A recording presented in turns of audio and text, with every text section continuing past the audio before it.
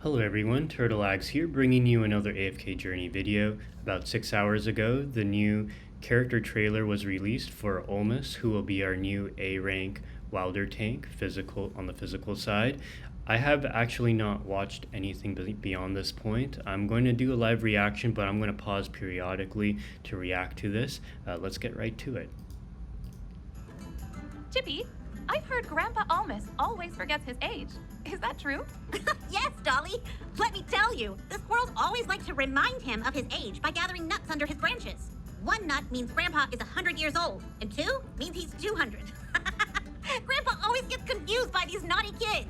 So, how old is Grandpa Ulmus really? No one knows his actual age. But maybe Magister Merlin might know something. I'm not sure about his age either, but I know he loves the forest, and he's always there to protect. Grandpa Ulmus has 2 different... Okay, so let's go over his ultimate, Ancient Tenacity, passive. When Ulmus's HP ratio drops below 30% for the first time, he retreats to the back line, takes root to recover 30% HP. While rooted, Ulmus is unaffected, unable to move. His normal attacks become ranged, deal an additional 50% damage to enemies surrounding the primary target. Active, Ulmus attacks an enemy, knocking the target and adjacent enemies into the air, dealing 200% damage plus an extra 4% damage. This skill prioritizes the area with the most enemies within his attack range. So I see 2 problems with this. I don't know why they keep having one-time effects. As you can see, the dropping below HP below 30% for the first time he retreats to the back line. First of all, he's abandoning his... he's protecting himself. We need a tank that can actually protect the back row. This is actually becoming even more important now with deficit pushing, and to have a tank that as soon as he dips below 30%, he retreats to the back line. Who's going to protect the back line? Okay, that's one problem.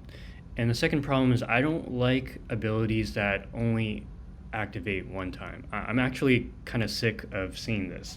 Yeah, so I'm already not impressed. Okay, knocking enemies into the air. I would rather he stun the enemies. Okay. states in battle, both providing crucial protection to the team. When his health is good, he uses his ultimate skill, Ancient Tenacity, hammering the ground to knock down the target and nearby enemies. His skill, Burden Barrier, adds a shield to himself, and when it breaks, it deals damage to nearby enemies. Also, the skill, Way of the Forest, allows him to continuously recover a portion of his lost health. This is when Grandpa Ulmus becomes the protector, taking the hits at the front and shielding those behind him. But I know he has another state. Sometimes Grandpa Ulmus won't move at all, and then the squirrels can't gather any nuts.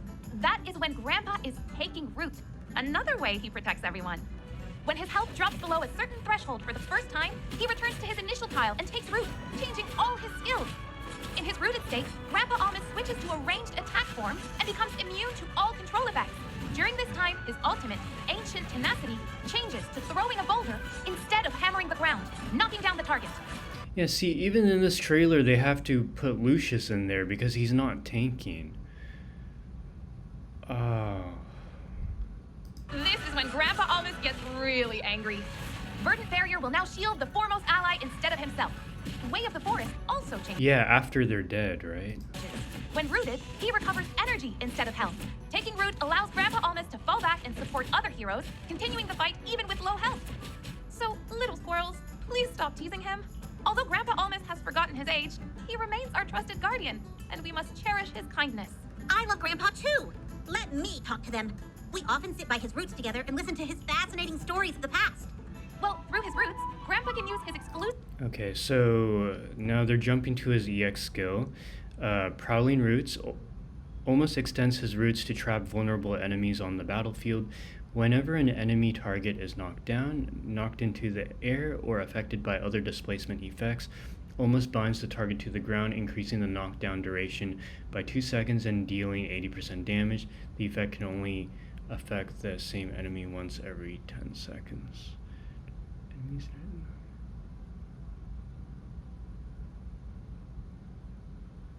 Okay, so when they're knocked down, can they still attack? That's what I want to know. Because in the quiz, you know, the Astral Fair quiz, when you knock down an enemy or toss them into the air, They're not stunned. They can still act. That was a quiz question. Use the skill Prowling Roots to sense the battlefield. When an enemy is knocked up, knocked down, or forcibly moved, Grandpa Ulmus uses his roots to entangle the target, extending their downtime and dealing damage. Oh, okay, so it's like an entangle vines, just like Arden. Control effect can trigger once every 4 seconds on the same enemy. Grandpa Ulmus is so powerful. Do you think he would know why Magister Merlin has lost memory? I'm not sure, but you have a question? Just go ask Grandpa Ulmus.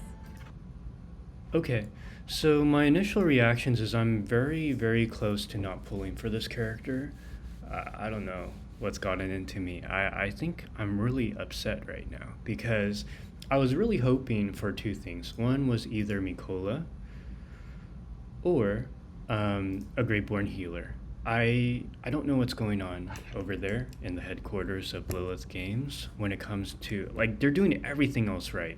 You know, they're creating a game that is not stamina bound, that allows you to interact with other people. You know, you get to be in a guild system. You get to, you know, help other people by sending reinforcements to them, you know, or, you know, even, you know, trying out the stage that they're stuck on. The community's great. They have a lot of events. There's a lot to do in this game. Some people have said that they do, you know, they play other gacha games and they're probably AFKing the least, which I think is a positive thing. I'd rather you have more things to do than less things to do.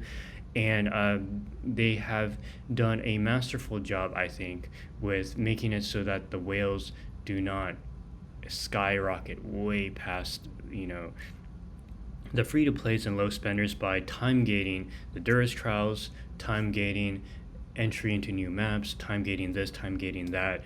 As a whale, you know, like, even though I have to wait extra time, you know, I'm okay with that because I don't want my friends, my viewers to fall that far behind. I don't want them to feel like, oh, we have such a huge significant edge. Yeah, so I do like that. I also like the way that the company is managing power creep. They're doing a really good job of it. If anything, I feel like the meta is so fresh in all the different stages. You know, there's some units good for, you know, AFK stage pushing, others for Supreme Arena, others for Arena, others for Dream Realm, others for drill runs, Primal Lords. Heck, you know, even like the Faction Tower, you need to build units that you wouldn't normally play, like, you know, Parisa or, you know, Salazar. So, but I do feel like the characters lately have just been really lackluster. Not only lackluster, but really bad. Like, take Soren, for instance. Soren's kit actually on paper looked amazing. You know, but then, you know, I pulled for him, got him Supreme Plus, EX Weapon 5. It was very clear the kind of team that you would put him in, which would be a crowd control team with Alsa and other crowd control units like Arden. But what happened? I ended up deranking from rank 10 all the way down to 22. I think we won a grand total of 1 out of 9 matches. Yeah, it was kind of bewildering. And I don't know if anyone, I don't think anyone has come up with a team for him since, and he's about to leave the banner in 3 days for Ulmus. And I just, I don't know. As a content creator, I feel like I should pull for him, but I really don't want to pull for him. I really don't want to pull for him.